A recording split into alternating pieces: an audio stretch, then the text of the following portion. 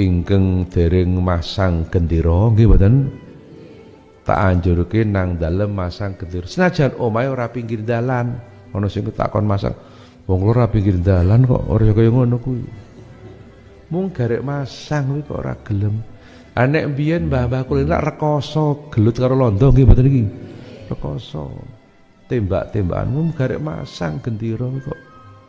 lho nggih mboten Mbah mula ahli tarekah tak jaluk do masang gendera kabeh nggih